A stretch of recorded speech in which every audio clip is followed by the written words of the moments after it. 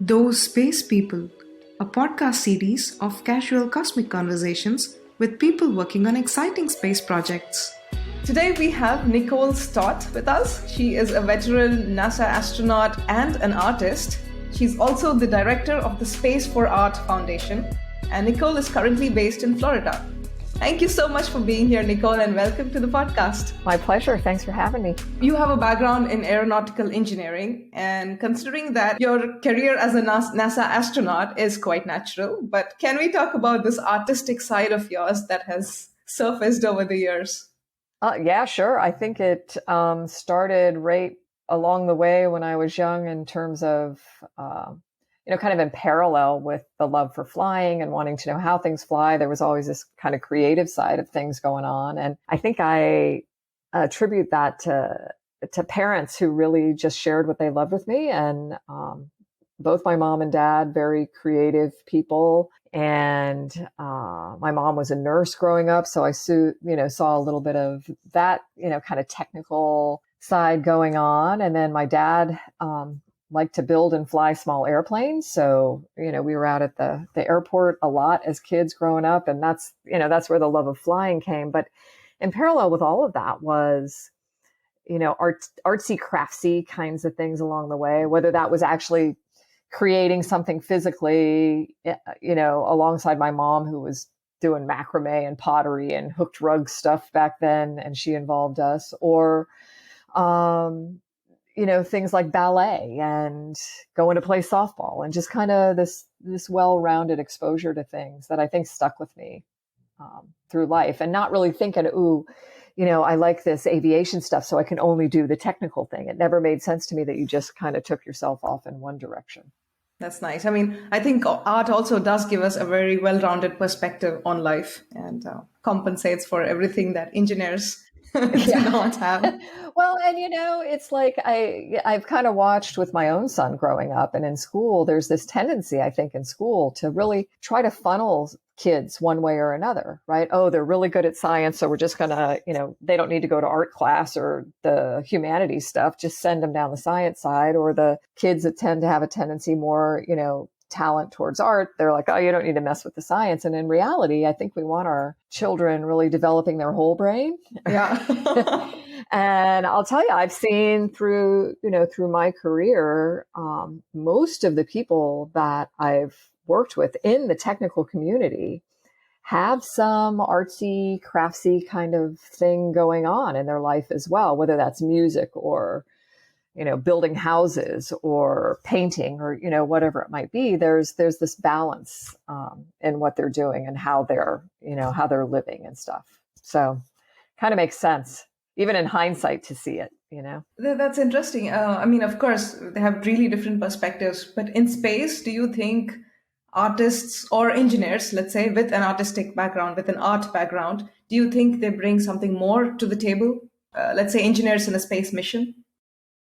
Yeah, I really do. And I think I've seen that they're the people that are really, that have these jobs, that are in the midst of all of this work, whether it's, building and flying satellites like you're involved with now, whether it's building and flying spaceships that are taking, people to space, or space stations, or the science. I mean, like the really hardcore science side of it.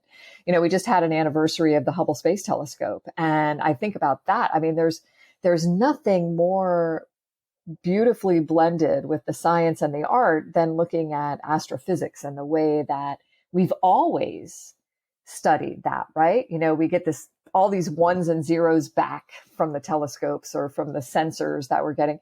But as humans, we process that data in a much more efficient, effective way by letting it draw the pictures that it presents for us, right? And then throw in these colors in that, that's this kind of gas, or that tells me how far away, this star is. And our brains just get it better that way. And then we just happen to get these really gorgeous, this gorgeous imagery out of it too. But I think since the very beginning of science, there's been art built into it. Before we had the computers that could generate those pictures, people were actually drawing them themselves. They had to have some talent for, representing that. And then when you want to communicate it to the, to the public about where the value is coming and stuff, you have to present it in a creative way like that for it to, for people to establish a relationship with it, to understand it in a better way. So, wow, I never thought about it like this. So essentially making a really good PowerPoint presentation or writing a very good proposal is art. It's communication, essentially. Yeah. And I think that's the word, it is a communication tool that, is really innately human as well. It's something that humans use, whether it's just for the joy of it, but also as a communication tool to really put the hardcore science out there too. And from a humans in space flight standpoint, I mean, there's been art since the very beginning. Alexei Leonov taken up colored pencils to draw, orbital sunrises and sunsets. And then later during that historic Apollo-Soyuz mission, where these two countries come together in space that are not faring all that well together down here on Earth, and the handshake and all of that. And then Alexei does pencil sketches of all the crew. And there's been musical instruments on the space station since the beginning. I mean, it's just kind of putting the human in human spaceflight. And I think it's going to continue to happen more and more. So do you think for people to work and contribute much better to space conversations or to space sector in general, should they primarily train as engineers and also on the side do some arts stuff? Or do you think even mainstream artists can contribute to these conversations? Oh, I mean, I absolutely think mainstream artists can. And I think they have been all along too. When you look at some of the, the really wonderful artists who have put the reality of space as their theme for their artwork. And then the artists who have imagined what these places that we haven't explored yet look like through the scientific data, they're doing that. And I think it's hugely important for us to address it that way as well. But I think that, where the best work comes, whether it's in science or art, is because you just really love it, right? You really are excited and curious about the science that you're studying, and then the ways that you're going to communicate it or better understand it. And then that artistic and creative side can come out as part of it. Or you can just independently just happen to play, a saxophone for your own kind of mental relaxation. But I think that there's a creativity built into engineering, and I really personally believe the best engineers are utilizing that as well. And I don't know if you're familiar, but there's places like at the Jet Propulsion Laboratory where, this rover that's on Mars now, Perseverance, and the helicopter Ingenuity that are flying around, that's where those missions are created and then put to life. But they have a place at the Jet Propulsion Laboratory called the Studio. That is a group of artists and creative thinkers that are working hand in hand with the scientists to develop these missions, and then to communicate them not just to the public, but within the science community itself. And so they've got this, they understand right off the bat, there's this artsy kind of side, this creative thinking side that can be used very effectively when you're trying to solve, complex technical problems too. Wow, this is cool. I'll definitely check this out. I didn't know this. Goddard too. Goddard is another center, NASA center that actively involves creative thought and artistic thought into the missions themselves. Do you think the bigger problems, right? For instance, space has a bunch of bigger problems such as orbital collisions or the space debris, basically a call for better space traffic management and so on and so forth, which unfortunately, in spite of having such a large human presence, we are not able to pull it off as smoothly. So do you think art can help in pushing us in these directions to have better cooperation in space or to solve our problems better? Yeah, absolutely. And I mean, I look at, I think about the orbital debris thing, and I remember the first time I saw one of those like concept drawings, maps of the debris in space, and just this picture of it, here's this planet and then, thinking of the scale out to, 20 something thousand miles out, and, and where this debris really is and the concentration of it. Somebody could tell me all day long the numbers, that are associated with that and where it is and what it's made of and all that. But until I saw that kind of three-dimensional representation, artistic representation of it, because we don't have a picture of that, right? And, until I saw that, I was like, man, it didn't really register the kind of thing we were dealing with. And I think that's what's happening with a lot of this, is whether you think about it as art, directly as, oh, we're using art to, to better understand this, that it really is a form of that when we're trying to get our brains wrapped around these numbers that are being thrown at us, and to really understand the problem in order to be able to visually think about how we might solve it too. Yeah, I mean, every science article, every high technology article that we read everywhere in magazines, it always has this artist's impression or perception, right? Like even when we are talking about black holes or space debris, or everything has an artist's impression. Yeah. Which all art forms do you think can be relevant for in the space industry? For instance, artists, like painting, visual arts, or crafts. I think all of them can. I mean, even, performance art in one way or another could be important. I think it's all in just how you're trying to communicate, a problem or a situation, and the audience that you're presenting that to, right? I think there's a place for all of it. And historically, I think that's, that we've seen that, all along as well. Yeah, I wouldn't want to downplay any one medium, because the artists themselves might have in mind how this could help somebody better understand something or just make it real for them. Yeah, that's true. Can you talk about the work by the Space for Art Foundation? Yeah, sure. So there's an example of some of our work, right here. And I think for me, it all started, I had the chance to paint while I was in space. So, and like I said, there's been a lot of that kind of artistic thing going on, for a long time. And so I painted this watercolor painting in space. And when I think about my time in space, it was like a personal highlight for me. In hindsight, really, I enjoyed it while I was doing, but when I think back on the whole spaceflight experience, I'm like, wow, isn't it cool that, as a human doing human spaceflight, I could actually have something in space with me, do something in space that I love doing down here on Earth. And it's just, part of something that has nothing really technically to do with the mission, but was, important for me. And when I started thinking about how I would share my spaceflight experience afterwards, after I had retired from NASA, I just kept coming back to that opportunity to paint in space. And I thought, man, people were really interested in that. I could use this as a way to communicate, to people that don't even know we have this International Space Station, right?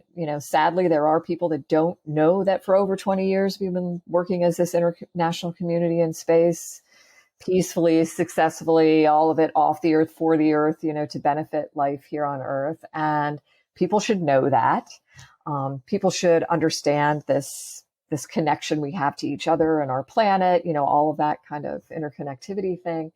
And I just really felt like, wow, my own art could help me express that in a way that might be unique and different. And whether people liked my artwork or not, I could share the backstory of it. Oh, well, this painting's based on this thing I saw through, the window of the space station. And that evolved to an introduction to another artist and some folks at the Johnson Space Center that were working with some kids at one of the local pediatric cancer centers. And Ian, the artist there who had founded the art and medicine program, wanted to do something space-based. And in long story short, we ended up with this idea for art spacesuits. And our spacesuit company, the real one that builds our suits, like that I did a spacewalk in on the space station, ILC Dover, the spacesuit company, volunteered with us to participate and help us build these suits. And just our motto is that we are uniting a planetary community of children through the awe and wonder of space exploration and the healing power of art. And I don't know, I think you understand, this inspiration that comes through just the idea of exploring space. of learning more and more about kind of our place in the universe, and then bringing that back to Earth and understanding our role as Earthlings and, human beings here, and how we share the life with the planet and stuff. To be able to bring that to kids in places where you really hope that that's the worst thing they ever have to deal with in their life. This time they're having in the hospital, or this time with their family in these, and displaced in a refugee center somewhere. It is incredible to me. I get goosebumps every time I think about it, to come into these places, to bring space exploration as this inspiring thought, and to watch these kids sit up straighter, be strong, think and talk about their future in a way that's completely separate from this place that they're in at that moment. It's a very transcendent thing that has just led me to believe, you can hear, I'm a rambler, I'm going on and on, but has led me to believe that I went to space so I could come back to Earth to do this work with these kids. And now we've gone from, working with children in one hospital in one city to, this suit behind me is children from 52 different countries.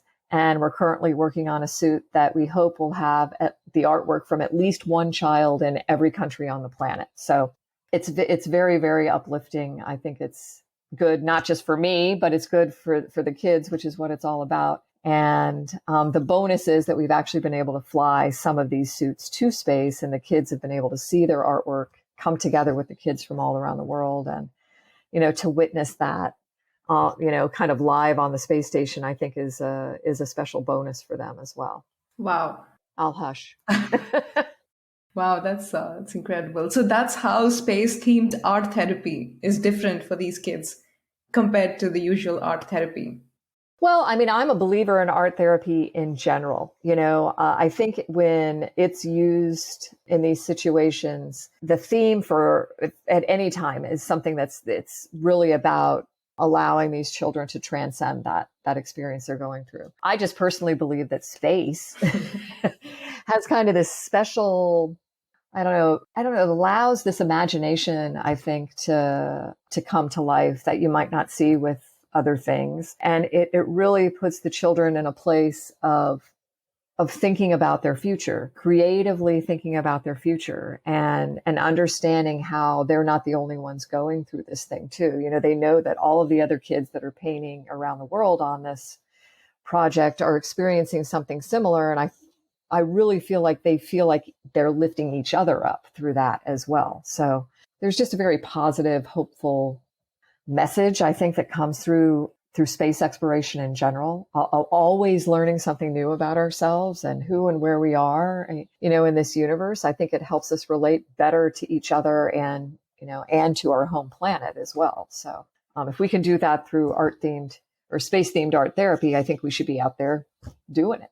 It's probably mostly in the space sector that art is, even for mainstream, the usual people who are not usually into art, for them, they experience art in some form or the other if they are space aficionados. For instance, you're either looking at these beautiful pictures by Hubble, or you're reading all the science fiction, or you are, experiencing art in many forms. Yeah. So probably that's the charm that space holds, brings both of these, the high technology and the art aspects together. Yeah, I think it allows us to be, to like further, empower perhaps our curiosity, just, our wanting to know more. That's why things like, I look at that image from a spacecraft like Cassini, out at Saturn. We've sent this for however many years it took to get it out there. It's exploring Saturn. We're learning more about the planet and the rings and all of it. And which is really, really exciting, right? To know more about this planet and our solar system that I think everybody has always been entranced by. The rings of that planet have always been kind of this mystery, right? And then what's our favorite picture? Our favorite picture is that one that shows that little dot of light below the rings. That's us. We're always trying to establish this relationship to understand, yeah, great. That's, we know more about Pluto now, but where are we? How do we connect to that? And it's this beautiful imagery, Juno at Jupiter, some of the most stunning, imagery that we've seen of that planet and its moons, circling the poles instead of the other way, just for us to be able to look at it and create things from it, for NASA to put the data out from that robotic, spacecraft to the public to say, do what you want with this, study it like science, or create posters and art from it in a way that just, is allowing us to make this connection, like come back to like, wow, how do we relate to that planet? And I think that's, again, it's like putting the human in space flight. And, the more we do that, I think, the more we involve more and more people in the exploration of these places, whether that's through just some really cool picture that you see come up on a picture of the day kind of thing on the news, or putting it in a way that people should just actively involve themselves in it, I think we'll be better off because of it. Trying to find ourselves is very human, right? Because this reminds me of the first time Google Earth engine opened. Everybody's trying to find your apartment. Yeah, but how cool is that? The Google thing.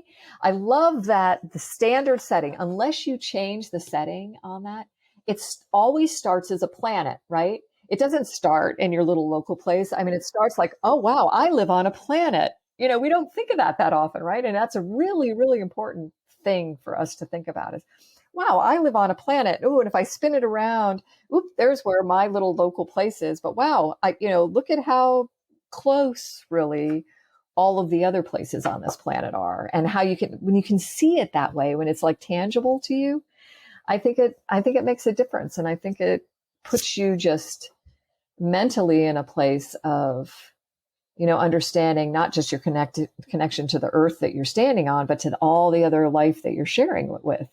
And that's a really important thing, I think, to keep in our minds every day as we're making decisions and, choices. Yeah, that's very important. So speaking of your time on the space station and art helping you, and you creating art on the space station, so did this art help you cope with living in a very confined space, or did it help you fight claustrophobia? Do you think art can help astronauts do that? I do think art can help with that. I mean, I look at I personally don't feel like the space station is claustrophobic at all. It's ginormous. I mean, it's a huge interior volume. So, I mean, it really is, like right now there's 11 people on board the space station. And if they want to, they can go their separate ways in that station and never see each other. It's that big up there. Wow. But in the grand scheme of, you're not just hopping in your spaceship and heading home every day, or going out and doing a spacewalk, or what, there's not, from that standpoint, it's, a confined, isolated place. But on the scale, it's, and imagine in the room you're in right now, if you didn't just have to sit and confine yourself to the floor, if you had the whole volume of that room you're in, it seems huge. I think COVID got us more used to confined spaces. Yes. Appreciation for the window and the ability to go outdoors, right? But, I'll go back a little bit to what we're doing with the kids in the hospitals, right? And this idea of how art helps us, how doing these things that are, kind of personal projects and personal, just things that you love outside of the technical work that you're doing, working with these kids in the hospital. And my partner in this, Ian, always told me, he's like, these kids will say things to you that are just beyond their years' wisdom will come out of them as you're sitting there painting with them. And I had always had little things come up with kids as they're talking about their future, as they're explaining, what's going on with them to me and stuff. But I mean, one day I'm sitting with this little girl. I mean, she must maybe 8 years old. She's got this really colorful outfit on. She's little and she has this flower hat on. She's lost all her hair to chemo and stuff. And we're sitting there painting. And all of a sudden, she just starts talking to me about, Miss Nicole, what you guys do in space as astronauts, that must be a lot like what I go through here in the hospital. Mm-hmm. And I mean, it really took me back like for a minute. And I just had to say, instead of thinking, saying to her like, holy moly, how can you compare what you are going through here to what I dreamed of doing. And I didn't say that. I just said, oh, well, what do you mean? Kept painting. Well, tell me what you mean by that.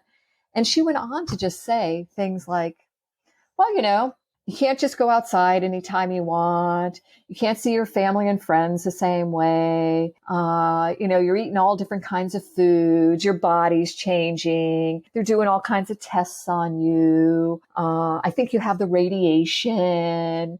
And I'm like, wow. wow, exactly.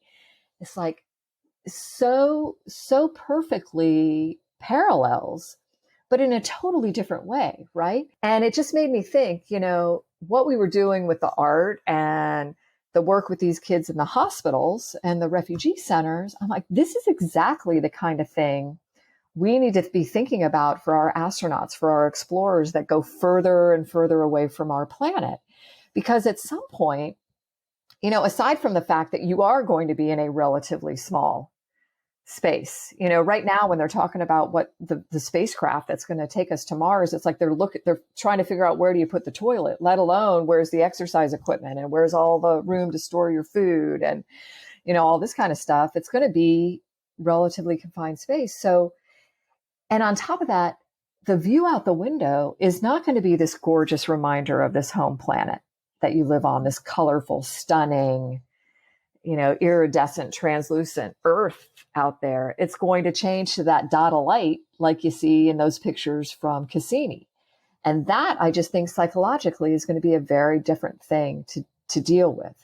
And so we're going to need to be providing astronauts with creative, artistic, transcendent experiences that allow them to, to deal with all of that. And I don't know if that's painting on your iPad or, having those gloves that make music, or it's the Star Trek holodeck, who knows?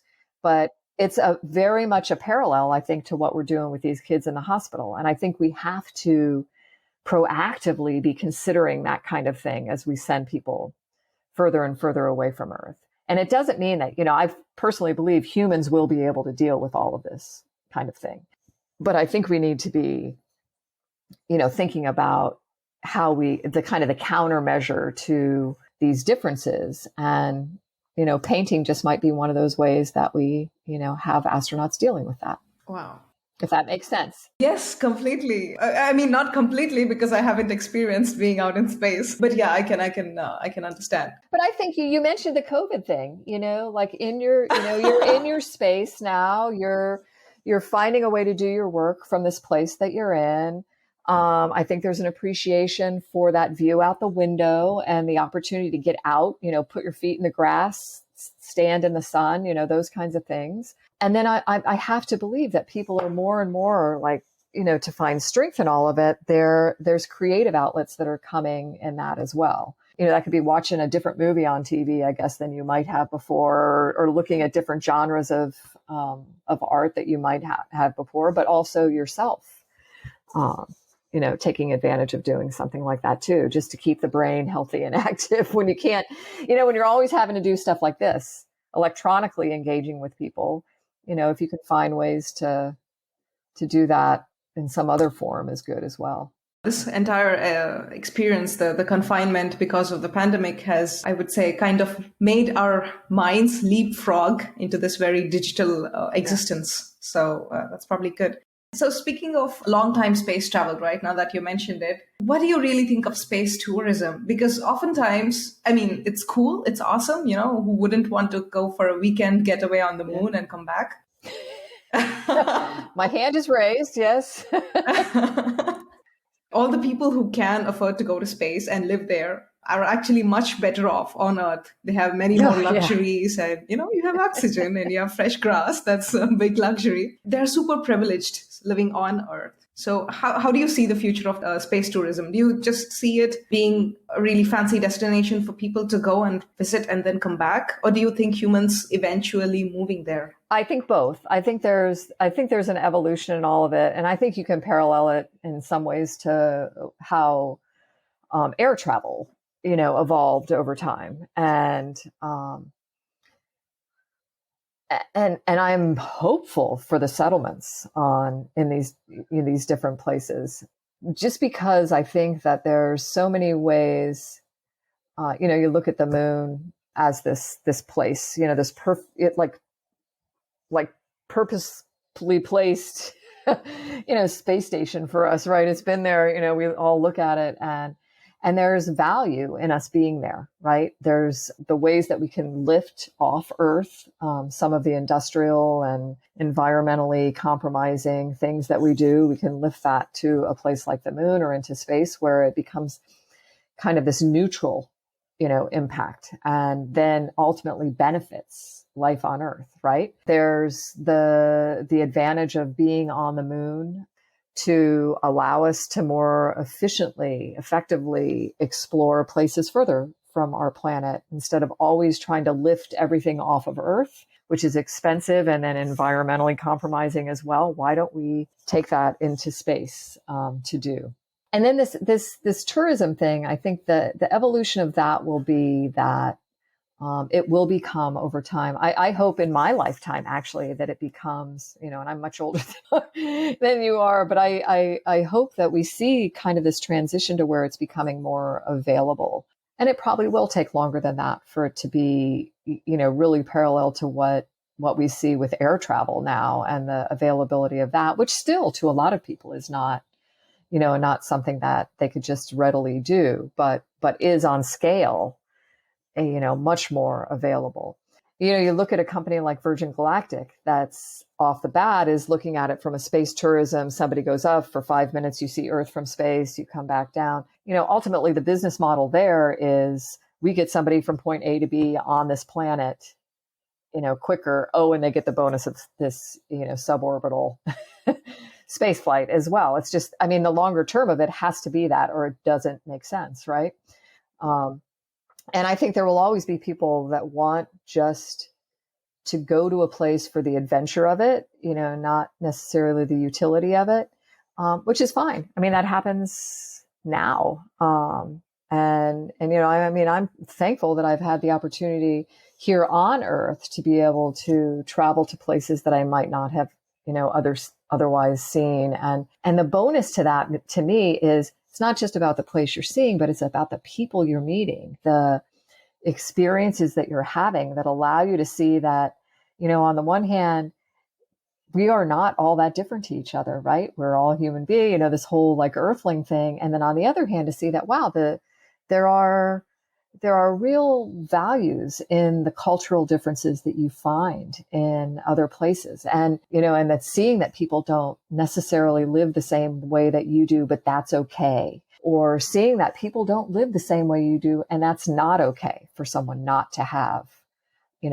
clean water or clean air, those resources that are necessary for just basic human life. And I think that, opening up the, space that way, for people to have that reality of we live on a planet, put a little bit more in their face, regardless of how wealthy they are. I think that is it's an eye-opening, life-changing thing that hopefully they will bring back to Earth and, take action based on in a positive way. So I always try to look at where's the, the inspirational or the positive, hopeful side of these things that we're doing. And I'll tell you, I've had the chance to talk to a lot of people that, are in a position to do this that I will never likely be in, to be able to afford to pay my way to go to space. And in every single one of them, there is this hopefulness, this excitement about seeing Earth that way,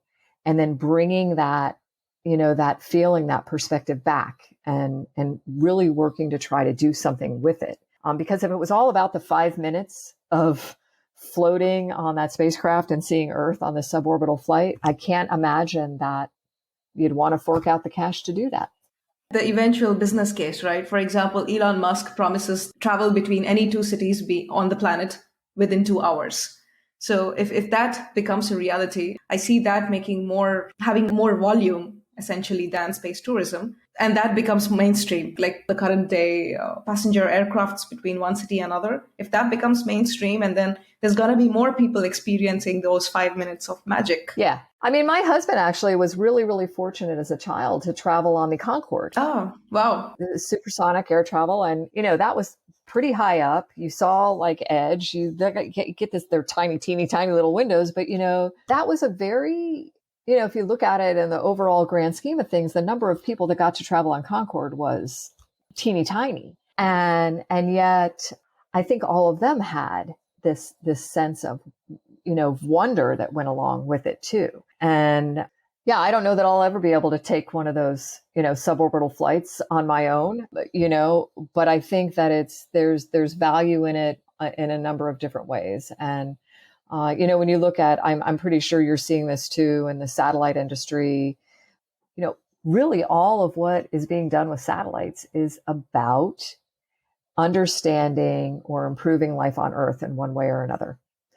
And, in this challenge of overcoming things like climate change, right? The way we can present the reality of what's happening on our planet is through what we've done in space. Again, we could talk about it all we want. We could see the ones and zeros in the data, but when we can really present to people and how it's impacting their daily lives, that's why I like the whole idea of the, satellites for a better world and the way the industry is presenting what they're doing now. Because just like that dot of light under the rings of Saturn, it's how do you make the relationship, establish the relationship to humanity that really, kicks into gear the appreciation for why we even put these things in space at all. Yeah, I completely agree. We need to start looking at all the rockets and the satellites and everything like infrastructure. For example, the internet runs on these routers, just like the internet, which runs on all the fiber optic cables. And we never think twice about the fiber optic cables. The value is what we actually make of it. That way, I also believe that space is a very important infrastructure. But then this needs a lot of interfacing, a lot of cooperation between space and a lot of other sectors, right? For example, agriculture or the maritime or every other thing on every other sector on the planet needs to interface with the space sector so we can bring about synergies and basically make use of all these potential space debris we put out there. But it's not really the case, right? Like currently space as such is quite isolated. If we look at any space event or a space conference, it's mostly space people. We hardly see anybody, I don't know, an agriculturist, a farmer, or, somebody who owns some resource coming to a space conference, and the other way around. We don't see any space people going to, I don't know, like a wine conference. Well, I think it's actually starting to shift. If you look like industry wise, I think that there's, a lot more interest now. It's just like Hubble had all this data coming down, right? All these robotic missions, all the data's coming in. And we've probably, of all the data, we've probably had the opportunity as scientists to look at this much of it, right? And that's because to process it, to manage it, to really take it and then apply it where it's needed is difficult. But if you look at the industry now, there's more and more, the focus is not so much on just the collection of the data, but the processing of the data. What applications can we use to distribute this data to the agricultural sector or the energy sector or wherever it might be that really needs it. And I think that's like exponentially growing at this point is, okay, we got to take it, we got to use it, we got to process and get it expeditiously to the industry that needs it. I think that's happening more and more. And you're right, though, a space conference tends to be the space people talking to themselves, like is, I think, typical for any industry. But space is one of those places, just like you're talking about, that it just has its tentacles or can out into every industry that goes on. And I think it's I think it can have a positive impact, for all of this. And, this might be a little different, but I look at, right now in the US, there's this $2 trillion, I think, proposal for infrastructure. For that word, how do we redefine our energy sector, our transportation, all of these things.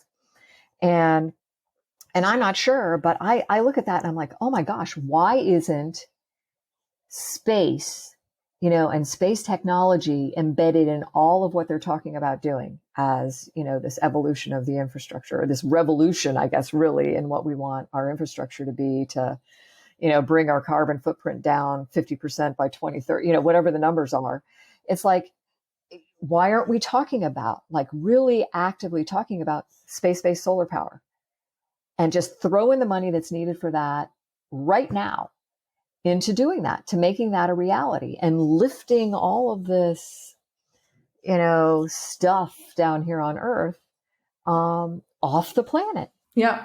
And doing, and with $2 trillion, the money that would be needed to do that, which is billions, yes, is like just this tiny little chunk. And still you could do all the other stuff you wanted to talk about. But space could be having a really active role in these kinds of things. And, that's why I'm hopeful. Some of the people that are coming into like the NASA world now, our peers. And it's like, really hopeful to be able to go to them and say, okay, why aren't we knocking on the door of the folks that are putting this infrastructure model in space and just saying in place, I guess, and saying, space should be part of this. Yeah, it's definitely increasing. Hopefully in future, there's more synergies we can figure out. Do you think art can help in any way in bridging these sectors? I do. I think, again, it's the word you use, like the communication side of things. If we can, I think just talking about that, like space-based solar power, that seems like, oh, wow, how the heck do we do that? And if you could put a really creative, and I've seen some of them, like models, presentations of how that would work. People imagine themselves getting fried by like laser beams coming down and, from the sun and burning, it's like, if we can present how this really happens, the reality of it to people in something creative, I think that and that's for our politicians as well, right? They're not necessarily the science gurus of the world, and we need to, make it real for them in a way that says, wow, yeah, that we should shift a chunk of this money to that and see if we can make that happen.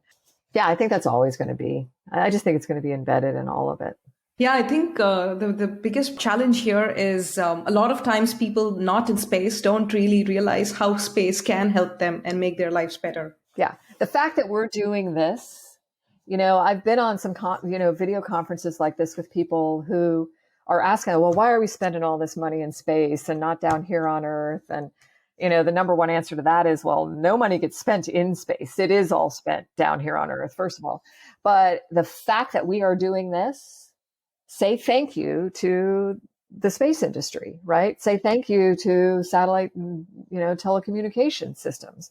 And while it might have happened somewhere down the road, we wouldn't be doing it the way we are right now. You wouldn't have this thing the way you do. The headset you're wearing probably wouldn't be the same. These are just things that are integral to our daily lives now, that because we haven't communicated it to people that this is where it's coming from or how it's evolving for you, people don't understand that space is the materials in your, all of these things, how you're staying warmer in your house right now, why there's clean drinking water on the planet in places that had never had it before, ever, is due to tech that's going on to help us live off the planet.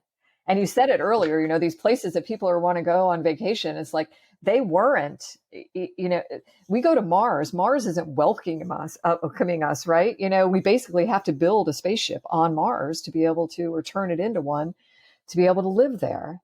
We build our space station to mimic what Earth does for us naturally, and then what do? We go onto our space station and we pay more attention there to how that life support system is maintained and the health and wellness of our crew members than we do with each other right here on this purpose-built space station for us. And I don't know, I'm, on the space station every day, I was acutely aware of how much CO2 was in my atmosphere, the integrity of my thin metal hull, how my crewmates were doing. How much clean drinking water did we have? All of those things. And yet we don't seem to realize that that's something that needs to be like right in our forethought with each other here on Earth and our relationship to the planet itself. Then I guess perhaps the only way for all of us to become more environmentally conscious on the natural made spaceship, which is the Earth, is probably, I don't know, to spend a week off it and then we appreciate it better. Yeah, I don't think you have to do that though. That's the thing. It's like, why do we have to do that? I mean, I'm looking out my backyard right now. You've got a window to your left that I'm sure you could look out and there's like awe and wonder around us everywhere, right? This, we can look up at the sky and I mean, I'm looking out at a blue sky today that looks like it goes on forever, right? But the reality is it's like this thin veil that's protecting us, holding in all of what we need to survive here. Kind of like that thin metal hull of the space station, right? And I don't know. I think you don't have to go to space to realize, to understand that we live on a planet. We're all Earthlings. Only border that matters, thin blue line of atmosphere, right? And once, I think the bottom line is whether you're on this mechanically built space station or you're on Earth, that's this planet that's like a spaceship, we all just have to start behaving like crewmates and not passengers. And that's when, oh, how much CO2 is in my atmosphere? What am I doing to impact that? Becomes the reality that you feel responsible for. It's easy to live like a passenger and complain. Yeah, that's very true. Yeah, hopefully, I don't know what would make us more conscious, more environmentally conscious and more grateful. Perhaps art, perhaps space-themed art. I think it's, oh my gosh, think back like a little over 50 years ago, that image that we all got of Earth, the Earthrise image, right? And what that did initially, in setting off, in the US, really essentially kicked off the Environmental Protection Agency, Clean Air, Clean Water Act kind of thing. Earth Day, can be tied to that. All of these, this like, oh my gosh, I live on a planet. Look, that's the who and where we all are together. I think there's still no better image that does that for us. It's why, like you said, with the Google Earth thing, it makes me so happy that it comes up as a planet first.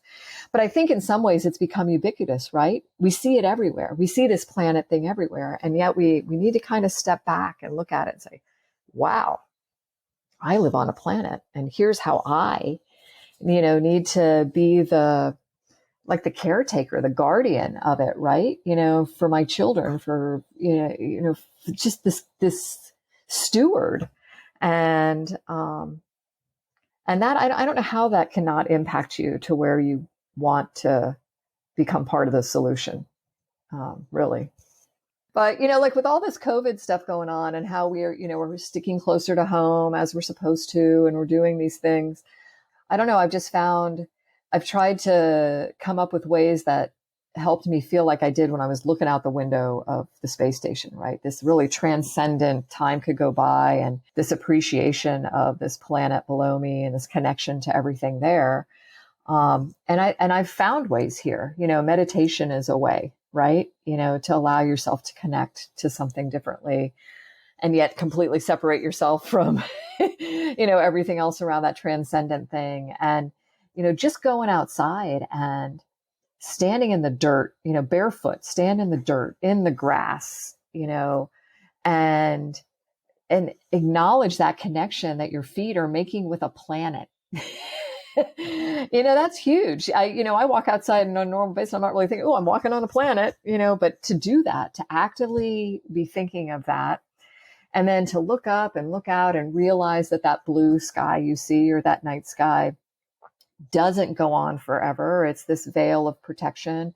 And yet we're part of this universe, and you're on a planet that's rotating at 1,000 miles per hour. And yet you just feel like you're just comfortably standing there. And, oh, by the way, you're orbiting the sun at like 37,000 miles an hour. So it might even be more of that 60 something. I can't remember the numbers, but traveling around. I mean, that is in some ways very overwhelming to think about. And yet it's like one of the most grounding things I think that you can do. Like, just bring yourself back to your feet, connecting to the planet and the reality of who and where you are, and go use it. Go use it for the good of you and everyone else around you. But I really hope there's more and more people who think and look at Earth this way, make better choices on an everyday basis. And I hope art really makes us take better decisions on an everyday basis. Yeah. And I know I feel blessed, fortunate. I know I am not living the same life and having the same struggles that, so many people are. And I imagine in those situations, it's much more difficult to say, oh, I go put my feet in the grass and think about the fact that I live on a planet. But I think the more and more of us that do, and acknowledge that and recognize that we can have a positive impact. We can increase that hopeful level. That then makes it possible for more and more people to do that and experience that same thing. So, from what you're saying, right, from what we discussed so far, it seems like we all need a good dose of space-themed art therapy ourselves to appreciate what we have better. Yeah, I think I would welcome, invite, encourage anyone who can, just like these children that we have involved in these projects, and how I think it really does lift them up and have them thinking positively about their future and how they might live better like an earthling, right, as a crewmate. Why not? Everyone just pull out a piece of paper, or, even if you're just sketching with a pencil or something, just sit there and think about, your place on a planet as part of the universe and how you imagine that. And one of the things I always encourage people, based on my experience, feeling really, really fortunate again to have had the chance to see Earth from space, to view our planet in a way that just looks so beautiful, even though there are things going on down here that are really, really challenging for us to overcome. I really feel like, we have it in us. And through imagining how you want our place in the universe to be, I think we really can create a future here on Earth that's as beautiful as it looks from space. And maybe that just takes a little bit of, imagination, and then doing whatever we can to bring that to life. And we all have the power to do that. Draw something out, imagine what you want life on Earth to be, and then go see it, be it, kind of thing. Yeah, that's a great way. I've taken a lot of your time. We've had a really interesting, fascinating discussion, Nicole. I've enjoyed the conversation. You can tell I am a rambler, and it's because I do like talking about this stuff. And I think it's worthwhile for us to have this conversation, It's great. I absolutely loved everything that you had to say. And I also feel like a crew member on space. Good. But that's what we have to encourage each other. When we see our friends behaving like passengers, we got to slap them around a little bit and bring them back on the crew. Yeah. So if space enthusiasts or students or young professionals want to get in touch with you, what's the best way to do so? I think would be through either the Space for Art Foundation website, which is just spaceforartfoundation.org, or through my own website, which you can get to either as NicoleStott.com or NPSDiscovery.com. Follow me on Instagram, pre-order my book, those kinds of things. Wow, definitely. Thank you very much, Nicole, for taking your time out. Absolutely. I hope we meet sometime in person someday in a conference. I do too. Or even better, at a weekend getaway on Mars or Moon. Yeah, let's go for the moon. I think that would be awesome. Thank you.